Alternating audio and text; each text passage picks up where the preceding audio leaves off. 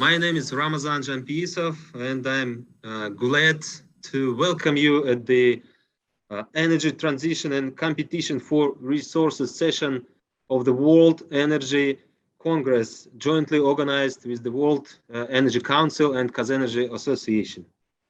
Energy transition as a central part of the low carbon development is making its way onto the global political investment and trade agenda. As a result, major investment institutions are reducing their investments in carbon-intensive projects. We see fast development of the renewables, development of new technologies, hydrogen energy, etc. But at these conditions, for such countries as Kazakhstan, which is rich by natural resources, what would be the best strategies and to balance and compete in current changing environment? Of course, many countries are trying to announce their low carbon development strategies to admit more ambitious targets before the COP26 meeting. And Kazakhstan is also on this way. Within these words, I would like to pass the floor to the Ministry of Ecology, Geology and Natural Resources, Mr. Serikkali Brekeshev. Serikkali Montaевич, Амангалич, пожалуйста, слово с приветственным обращением вам. Спасибо, уважаемый господин Лакамера, господин Фраеран, уважаемый Дмитрий, Марясин. Приветствую всех участников и от лица Министерства экологии, геологии и природных ресурсов Республики Казахстан выражаю благодарность Ассоциации KazEnergy за организацию данного мероприятия по столь важному вопросу. Значительный рост выработки электроэнергии в стране за последние 10 лет привел к повышенному объему выбросов как загрязняющих веществ, так и парниковых газов. В прошлом году в атмосферу промышленными предприятиями было выброшено 2,5 миллиона тонн загрязняющих веществ, 37% или более 900 тысяч тонн, из которых приходится на угольные станции.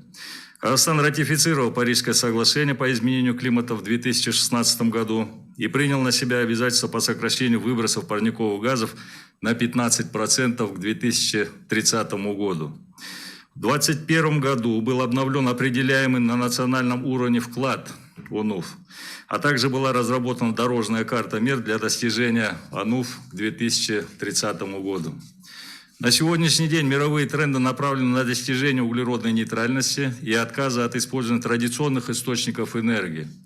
Количество стран, заявивших о целях по углеродной нейтральности и отказа от угля, ежегодно растет. The number of countries who refuse from fossil fuels is growing, and despite the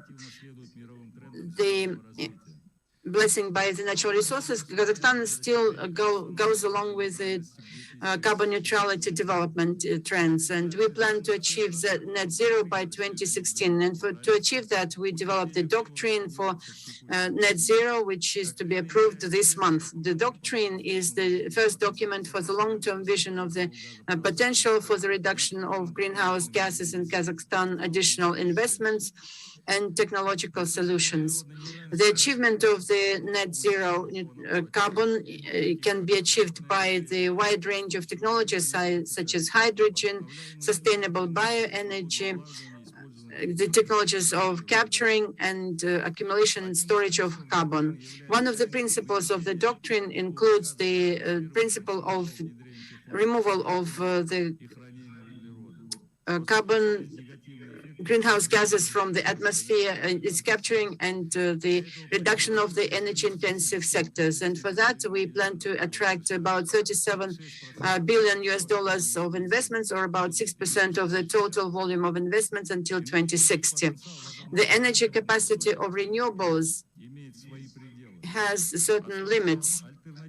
The key alternative to oil could be the hydrogen energy, and the resources are vast and almost unlimited. The technology of hydrogen energy is well studied. In addition, the hydrogen energy is very productive and efficient in use and well performing. It could be in transport, in the housing, in the energy sector, and this causes that hydrogen could be the key fuel for the achievement of the net zero carbon.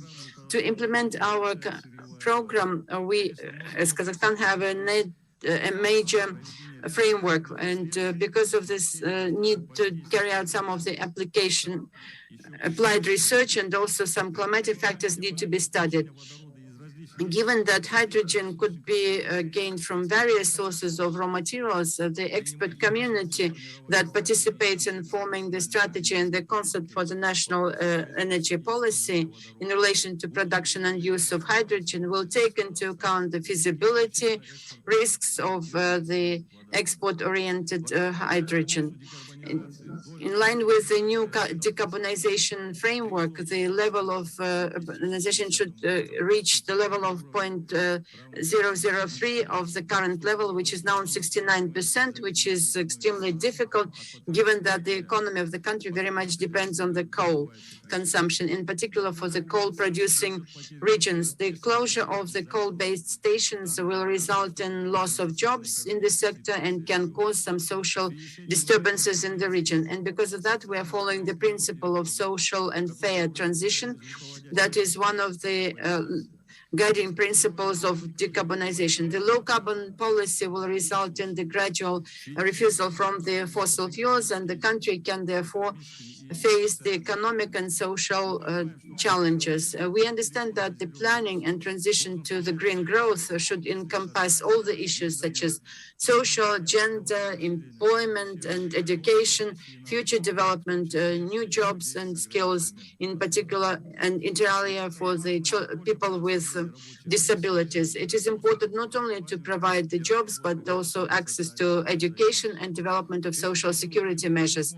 All these challenges require the revision of the existing policy of environmental and energy policy, which is the ground for the economic development and prosperity of Kazakhstan.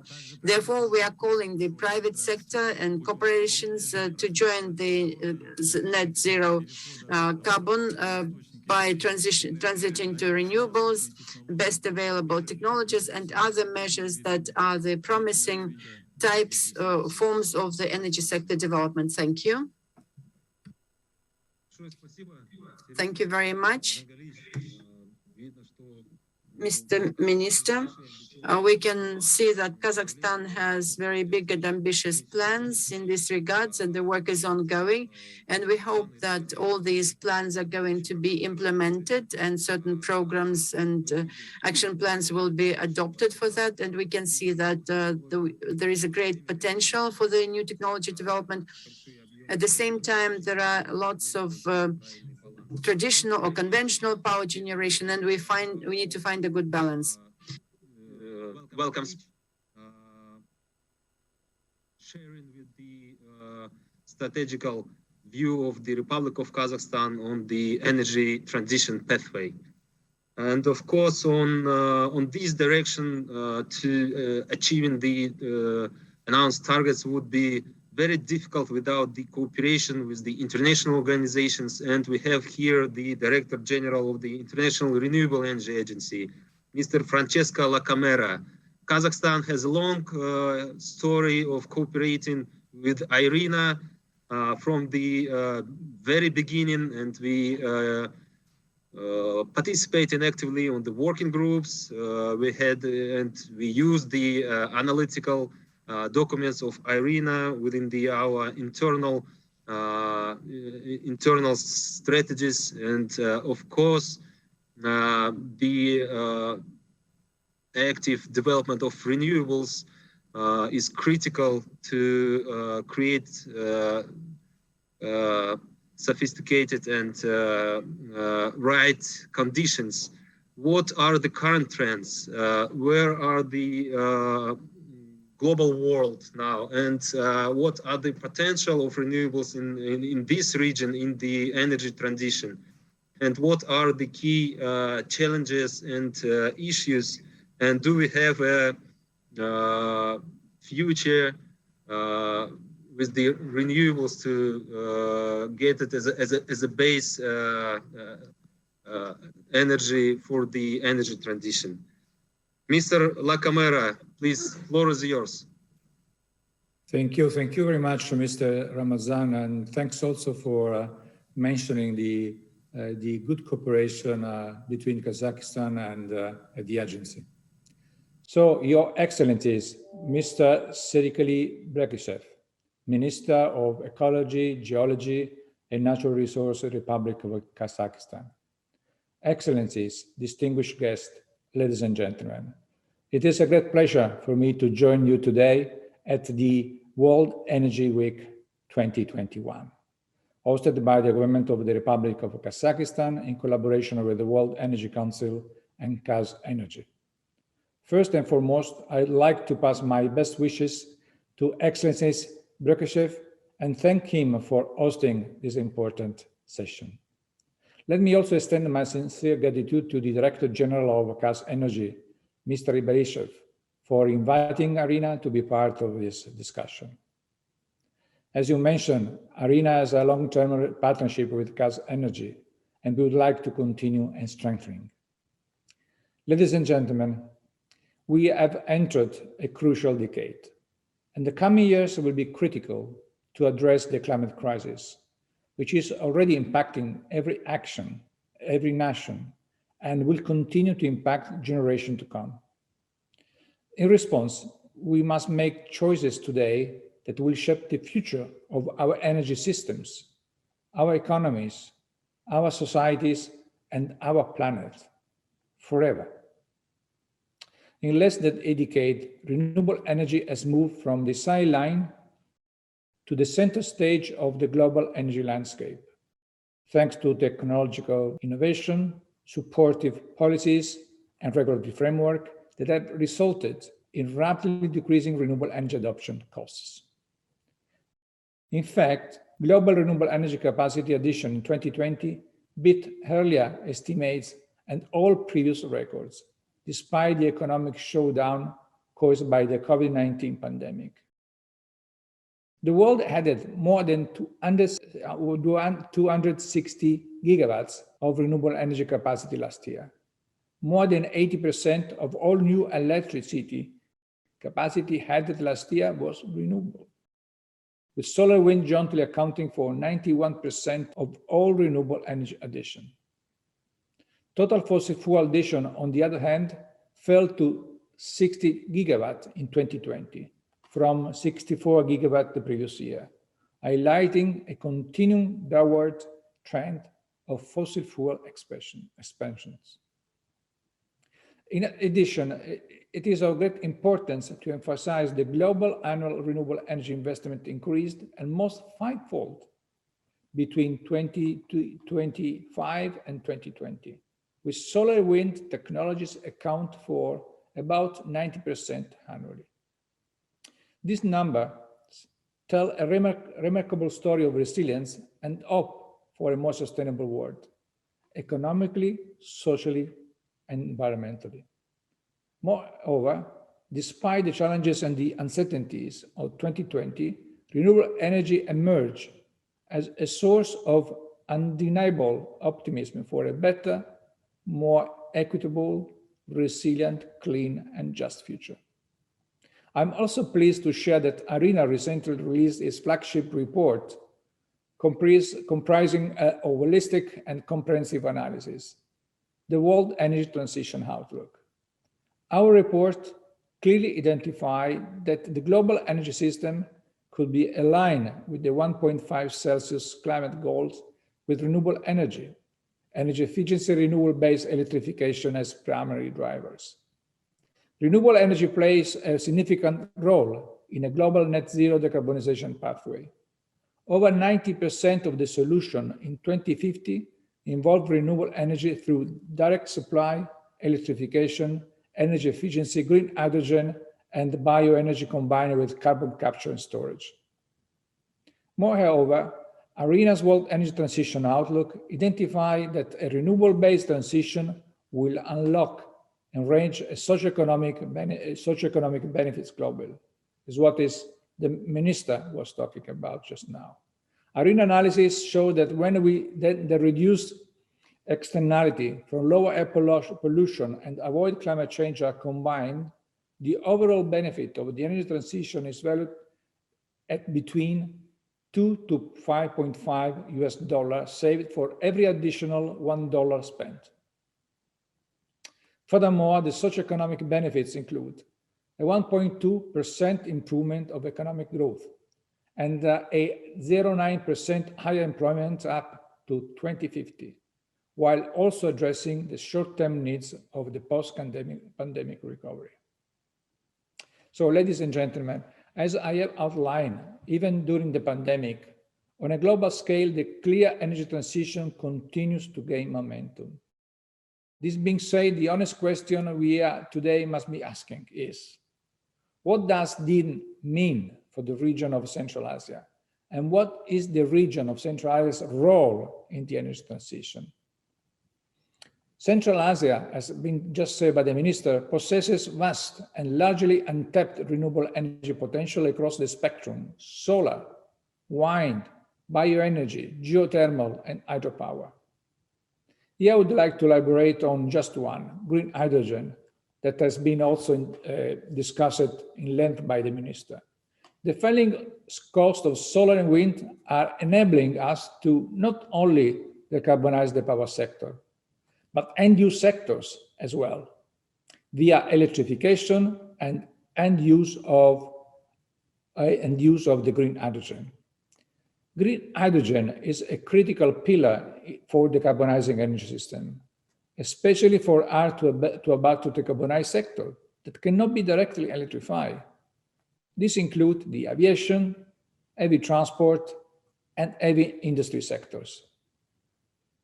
In addition, green hydrogens open an interesting and achievable transition for today's oil and gas exporting country, and the transition for those whose livelihood and skills are linked to the oil and gas industry.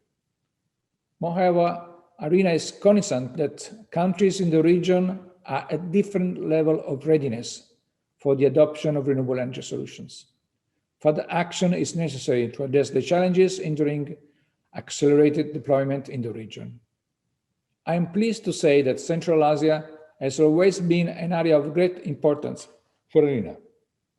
In 2017, IRENA, in partnership with the government of Central Asia, released the Astana Communiqué of accelerating the uptake of renewables. The Astana Communiqué on accelerating the uptake of renewables provides an action plan for resource assessment, integration of solar and wind power, and the adoption of supporting policies for the energy transition in the countries of the region. In addition, aligned with IRENA's global priority to support and collaborate on achievable and meaningful changes, the focus of our Central Asia engagement has also broadened over the year. This includes to support the enhancement and implementation of NDCs, scaling up renewables energy investment in the region, and strengthening policies and regulatory frameworks, all of which are conducive to renewable energy deployment. Ladies and gentlemen, I'd like to take this opportunity to extend my appreciation for the endless effort by Kazakhstan on the pathway towards a net zero carbon future. Such efforts are set to be enhanced with His Excellency President Tokayev announcement to achieve carbon neutrality by 2060. Kazakhstan is also the first country in Central Asia to pass legislation and establish a national emission trading scheme, which put a price on carbon. Additionally, the Republic has also strengthened its environmental code and advanced policies to encourage emitters to reduce their greenhouse emission and seek cleaner alternatives. In this context, IRENA's World Energy Transition Outlook is expected to provide a global framework for Kazakhstan to develop achievable and tangible national energy transition pathways, which will be implementable by the local government. IRENA has also been supporting Kazakhstan with energy data audits, developing an MERV system, as well as the capacity building, the collection and use of energy data for policies and project monitoring. At all levels of engagement, IRENA will continue to support and to collaborate with the Republic of Kazakhstan to transform the energy system into the region of Central Asia and globally to one that is inclusive, sustainable, and equitable. In this process, we attach great importance to dialogue and collaboration with national and supranational stakeholders through various platforms, such as the World Energy Week 2021.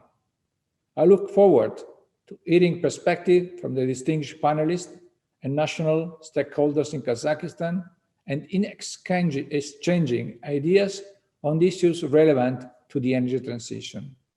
I look forward to a productive session today. Thank you very much, and back to you. A lot, Mr. Lacamera, for your very informative and inspiring speech. I was informed that Minister Brekeshev is he needs to leave for another meeting at the government. I would like to use this opportunity to thank you, dear Minister Brekeshev, for your participation. Serikkali Mangalyevich, большое спасибо за ваше участие.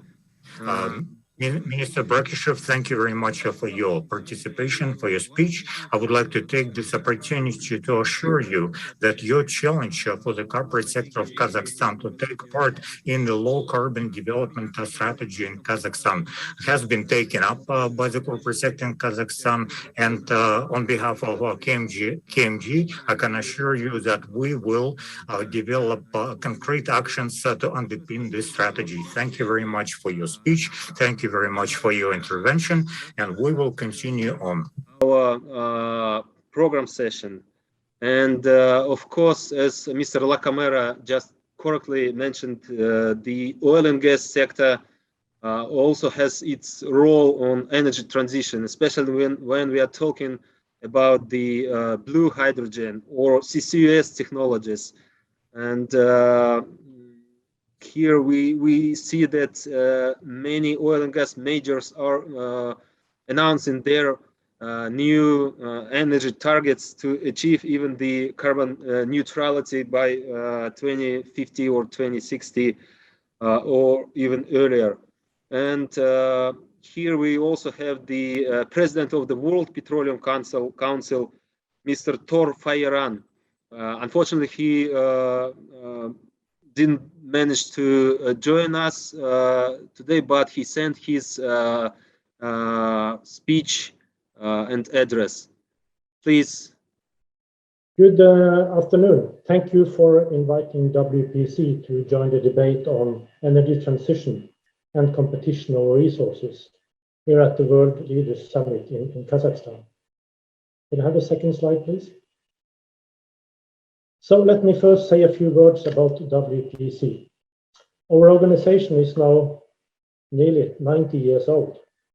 And to be relevant in the energy transition and to address the key global issues framing this transition today, with our vision, with our members, stakeholders, and updated it to be what you can see on the screen.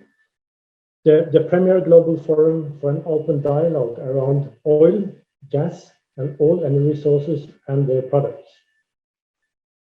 We will continue to be a leading neutral, non-profit, and non-political global forum for all the energy resources, including oil and gas.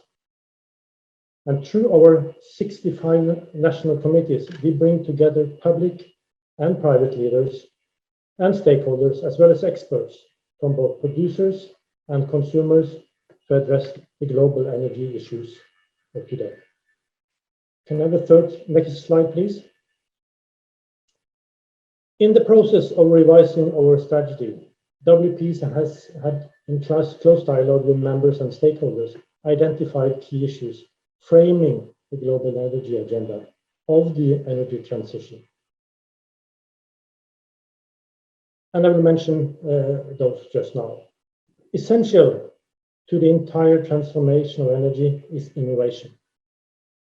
And people are fundamental in finding and developing the right solutions for the future. We see climate change as the main global driver in this transition. And politics are driving the process and regulating the steps. Access to capital is needed to make it happen. And environmental impact is important for the industry not harming the planet Earth. Social impact is vital for companies to earn the license to operate, and perception of the industry is fundamental to attract the best brains. All these are interdependent and interlinked parameters in succeeding with energy transition, which is becoming more energy efficient, to decarbonize production of energy and its products, which as a consequence implies reducing the amount of fossil fuels in the energy mix. Climate change, as I said, one of the main global and main challenges over time, and it's a clear call for action. WPC acknowledges the scientific consensus on climate change and supports the goals of the Paris Agreement. We recognize that the world's energy systems must be transformed to drive decarbonization. And at the same time, universal access to affordable and clean energy must be ensured. So let me briefly address some of the issues high on the global agenda of energy today, namely net zero, technology and innovation, and international cooperation. So let me start with net zero. Following the Paris Agreement, countries and companies have established their net zero targets, mainly by 2050. The upcoming 26th UN Climate Change Conference, the COP26, that will take place in Glasgow in a month's time, will urge the world leaders to take stronger steps towards reducing global emissions towards net zero. Time will show if they succeed and how they succeed. The countries and regions across the world are different, and their energy-related challenges and opportunities are unique and country-specific. There are huge challenges facing producer economies, many of which are dominated by a public sector that relies on fossil fuels revenues. Decarbonization strategies of the different countries will therefore be shaped by their individual circumstances. With greater international support for clean energy transitions in oil and gas producing countries, and greater effort by those countries aimed at advancing their transition, the goal of net zero emissions by 2050 can be a distant dream. Many countries cannot make the transition to clean energy alone. Need for financial resources, expertise, and policies to transform their economies in an equitable, affordable way. International cooperation is needed. But there are major opportunities as well. Focus on energy efficiency, curb gas flaring, reduce methane emissions. There are renewable energy opportunities, and there are carbon offset opportunities. Then to technology and innovation. This has been a game changer to our industry always, and most likely that will also be the case going forward. The oil and gas industry must and can contribute from being a problem to become a part of the solution through its considerable technological, financial, and very skilled workforce capabilities. Decarbonization technologies have the highest focus at present. Let me briefly address two of them: carbon capture, utilization and storage, and hydrogen. Let me start with CCS or CCUS. There are now hundreds of emission scenarios showing different evolutions of the energy system consistent with the goals of the Paris Agreement. CCS plays a crucial role in nearly all these scenarios. And CCS can help achieve net zero emissions in two ways: to help reduce direct emissions from burning of fossil fuels or from industrial processes. And secondly, it can help create negative emissions, such as in combination with bioenergy, the so-called BECCS, direct air capture, or other technologies to remove CO2 from the atmosphere. Without CCS in achieving climate objectives, without CCS, the challenge of achieving climate objectives become a lot greater. CCS can deliver deep emissions reductions needed across the fossil fuel-based power and many other industrial applications.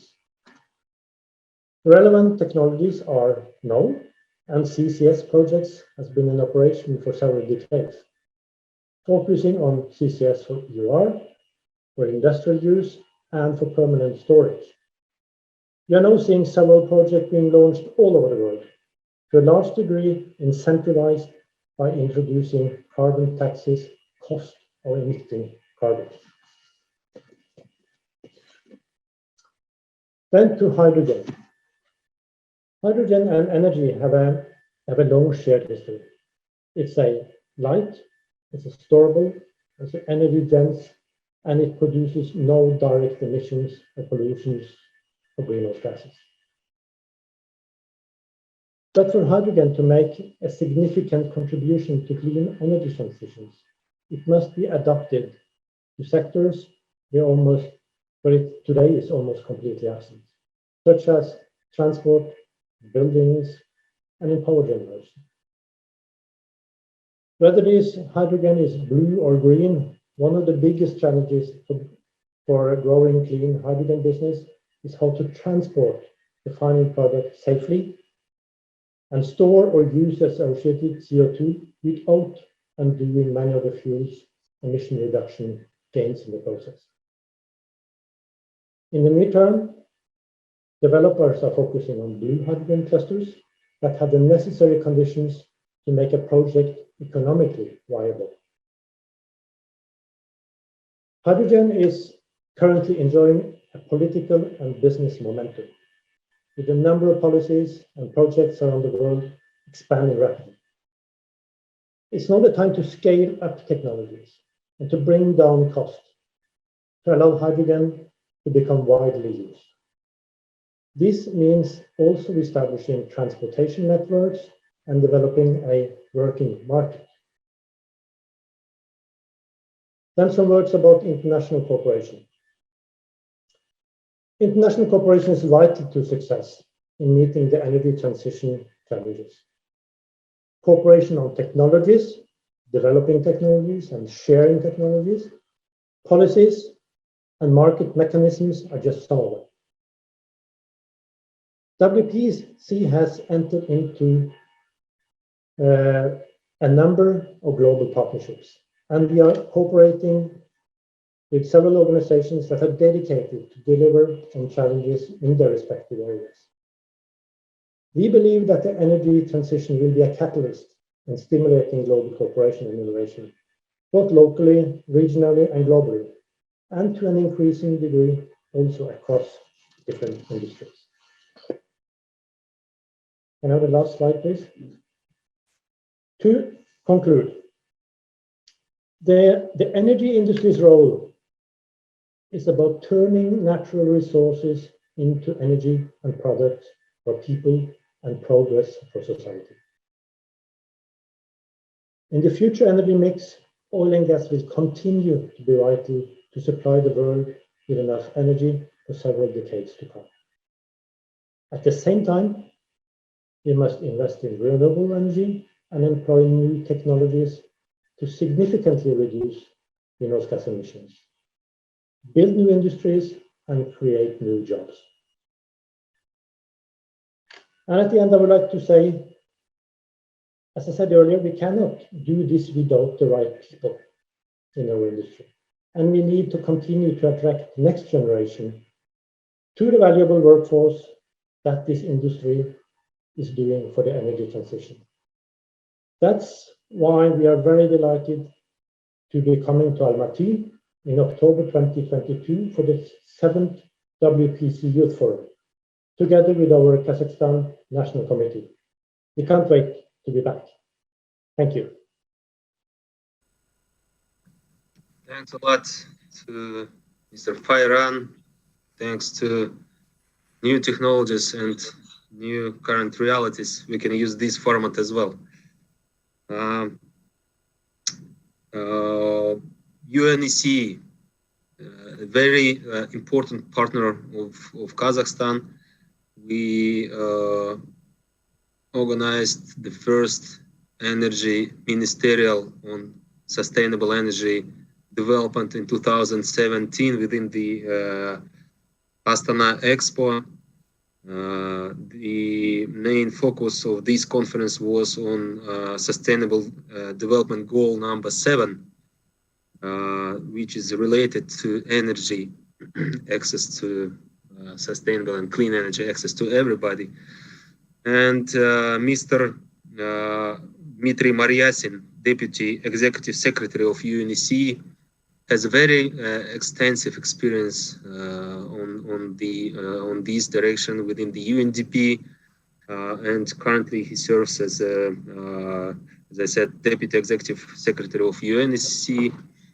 And of course, UNECE has something to share with us right now. We know that there are many different reports on CCUS potential, on geothermal potential in our region. There is a special sustainable energy committee within the UNECE, which are discussing all current main challenges and developing the initiative to pathway to sustainable energy. Dear Mr. Maryasin, please, the floor is yours. Thank you very much, Moderator. Excellencies, ladies and gentlemen, it's my honor to speak at today's panel on behalf of the UN Economic Commission for Europe. Let me start by outlining the context in which we're having our discussion today. Last year, we saw numerous extreme weather events, this year too, and the recent IPCC report puts our situation in very stark terms. Given the continuing acceleration of climate change and the decimation of so many species, we're facing truly a code red for life. The world is not on track to achieve the objectives of the Paris Agreement, as we know, and we are beyond late in acting in a serious way. Here, energy can play a big role. It's imperative that we take tangible steps to secure energy for sustainable development. Our objectives are achievable, but we need to focus and be committed. We can do this. We must do this, and we will do this. So you will ask, what is the UN system doing? And I'm very happy to be speaking to you on behalf of UNECE, one of the 5 regional commissions of the UN. The UN system focuses on implementing the Sustainable Development Goals, including, as Moderator mentioned, the Sustainable Development Goal number 7. Ensure access to affordable, reliable, sustainable, and modern energy for all, as it reads. Specifically, UNECE's work on sustainable energy is focused on improving access to affordable and clean energy and helping reduce greenhouse gas emissions and the carbon footprint of the energy sector in the pan-European region. Our region covers 56 countries from Canada to Tajikistan, and we promote international policy dialogue and cooperation among governments and energy industry and other key stakeholders. Amongst the issues we focus on are energy efficiency, cleaner electricity production, including from fossil fuels, renewable energy, coal, mine, methane, gas, classification of energy and mineral reserves and resources, and energy security.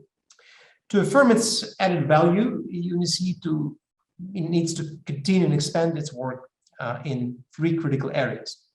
These are our top priorities at this moment in time in the area of sustainable energy. 1, reconciling the reality of fossil fuels' enduring share in the energy mix with the need to address climate change, secondly, enhancing integration of the region's energy markets, and 3rd, facilitating the transition to a sustainable energy system. On September 24th, the Secretary General of the UN hosted the high-level dialogue on energy in New York. 5 thematic reports were issued to help frame the discussion, and I encourage you all to have a look at those reports. Energy access, energy transition, inclusive just energy transition, innovation, technology, and data, and finally, finance and investment. The reports highlighted that a just and inclusive energy transition will enhance human well-being, health, and capabilities, increase resilience, and drive innovation towards a sustainable society at all levels, while also driving huge investments. And I'd like to emphasize this. When we talk about transition to low carbon, when we talk about transition to cleaner energy, we are talking about a business opportunity, and we think investors are already paying attention and should pay more attention in our region as well. Although transition pathways will vary based on the individual needs of countries and regions, all pathways must be just and inclusive. We ask all stakeholders a question: what are the concrete actions that countries can take? So UNECE has developed an informal push-to-pivot document in the run-up to this year's meeting of the Sustainable Energy Committee, which the moderator also referred to, and we think it can help countries with finding their own answers. We set out 3 long-term actions to achieve the 2030 agenda while mitigating climate change. First, achieve carbon neutrality by 2030. Second, ensure just transition to remove social obstacles to real transformative action. And 3, and this will resonate with all the speakers before me, enable a hydrogen ecosystem. I think the word hydrogen was the most used so far in the session, even though the session on hydrogen is actually tomorrow, but it's clear that we need to talk about this very important new development with hydrogen. And by the way, when I use the word ecosystem, when talking about hydrogen, it is for a reason. It reflects the reality that a sustainable future will comprise a full spectrum of sustainably produced and used electrons and molecules. So at UNECE, we believe it's important to talk about a broader realm of electrons and molecules in the energy mix, not just hydrogen, and understand the whole ecosystem around it. And we think this is the way to talk about the future of energy services as we go ahead. Now turning to the specific question posed in front of our panel today, what is widely referred as the 4th energy transition, with a pronounced shift from fossil fuels to the widespread use of renewables? So let me maybe here pause and just pay attention to 2 developments. First is the spiking price of energy in Europe. These result from market balances that have been stressed on the supply side, on available storage capacity, and on the demand side. As economies recover from the COVID-19 pandemic and its economic effects, it appears we are reverting to previous patterns rather than setting a new course. And affordability and resilience remain priorities for energy markets. So this is a reality of today, and we see the spikes in demand for coal as one of such examples of this trend. The second is the recent drop off in renewable energy production and unfortunately increased electricity generation from fossil units, notably coal-fired power. And it means that keeping the lights on remains a #1 priority for countries, while ensuring a cleaner future and greener future is sometimes taking a backseat. This is a reality of today's policy situation in many countries around the world, and we think we need to do something about this. So allow me to share a few reflections. First, much progress has been made to deploy renewable energy globally. We've heard about the amazing progress, and it's really good to have IRENA with us today and hear about the recent developments from IRENA. The cost of production has come down significantly. Wind energy in particular is very competitive, and this development implies that the renewable energy sector may require fewer subsidies actually than previously. While public subsidies do distort the proper functioning of markets, they are considered to help mitigate climate change and develop new technologies such as wind turbines and solar panels. And I should note that any application of subsidies should only be a short-term solution, as distortion of wholesale power markets deters investment. Again, I think we all agree on this. It's the timing and the sequencing which matters. So we need a workable long-term solution, and this is an area where our Committee on Sustainable Energy is addressing. Precisely today, the group of experts on renewable energy of UNECE started its annual session, and they're working on overcoming barriers and obstacles to increasing investment in renewable energy in the region. Another challenge is the intermittent or variable nature of renewable energy. As we all know, wind turbines and solar panels that generate electricity depend on weather conditions to keep the power system operational. Backup generation from fossil fuel-fired or nuclear power plants is needed, And there are inherent challenges with these, since such power plants are not designed to be operated in this way, and their flexible operation is key if we have to keep the lights on. Again, we need to attract private investors for these backup plants, which is a challenge if the length of the generation period of their capacities is unknown. So again, it's a balancing act, but our priority is clearly on transitioning to greener energy, but with a supportive ecosystem around. Experience in some Western countries shows that widespread deployment of renewable energy can lower power prices. However, this may slow the much-needed transition to a carbon-neutral future, since generating technologies, whether green or fossil-based, need to be profitable if we are to have reliable access to electricity. As we know, investors will invest in power projects if they offer reliable returns, and a proper functioning power sector requires huge amounts of investment. Again, something to consider. Finally, I'd like to add that the renewable sector additionally needs critical materials whose security of supply needs to be assured. This is another area that UNECE is working with its member states to address through our work on resource management and circular economy, including for rare earth minerals. And whilst the renewable sector faces challenges, this sector is without question critical to attaining sustainable energy transition, attaining the 2030 agenda overall, and of course, mitigating the impact of climate change. The session today is also focused on the fourth energy transition, and again, here renewable energies. One more point on hydrogen. Hydrogen has been proposed as a backbone for a modern decarbonized energy society. And we very much agree that we'll have to look at it as part of the bigger spectrum of options. And it's already used as a chemical feedstock, for example, for ammonia used in fertilizer, or hydrocarbons used for plastics. In the future, hydrogen can be used as an energy carrier and energy storage medium. It has vast viable applications across a range of sectors that need to be decarbonized, such as transport, industry, power generation, and heat for buildings. For more on this tomorrow during the session on hydrogen. Let me finish by highlighting the role of Kazakhstan. First of all, applaud Kazakhstan for being the host of this forum. Secondly, thank Kazakhstan for being a great partner for UNECE, including in its capacity as vice chair of the UNECE Committee on Sustainable Energy. And we work very closely with the Ministry of Ecology, Ministry of Energy, and with KazEnergy on a number of topics. Kazakhstan was one of the first countries in the world to join the Paris Climate Agreement, in fact, and to commit to reducing greenhouse gas emissions. It's one of the, the first of the countries of the Eurasian Economic Union, which announced plans to introduce cross-border carbon regulation. And we take note that Kazakhstan is working on the development of a very ambitious concept of low carbon development until 2050, which will be a real milestone in the country's development and transition to a greener future. As the moderator mentioned, we were very pleased to co-host the specialized exhibition on future of energy at the Expo 2017 and then still Astana. And we hope that the ministerial statement adopted there will be carried forward and we will jointly implement it. We stand ready to continue our fruitful cooperation with the government of Kazakhstan, including in regional and sub-regional formats, such as the special program for the economies of Central Asia, where energy issues will take a central role in the coming months. And let me close by thanking you once again for giving UNECE an opportunity to join this panel and to confirming our strong commitment to work with all of you on a set of energy transition issues that will lead us to a greener and more sustainable future. Thank you very much. Thanks a lot, Dmitry.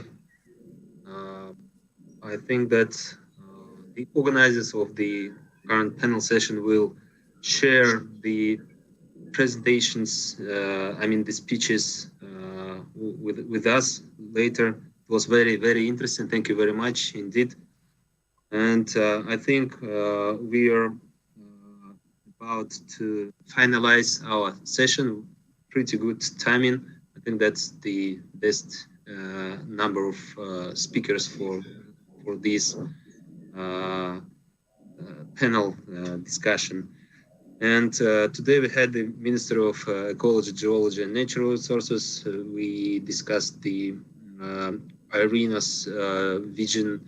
We had the video from World Petroleum Council, and of course, the very detailed and interesting speech from UNECE. I would like to thank you for your participation and for your time. I think your voice at such an event is very critical, very important on this very important event and discussions. And I see that we could once again rise all these challenges to on energy transition, achieving the carbon neutrality for the perspective. Again, thank you very much for your participation.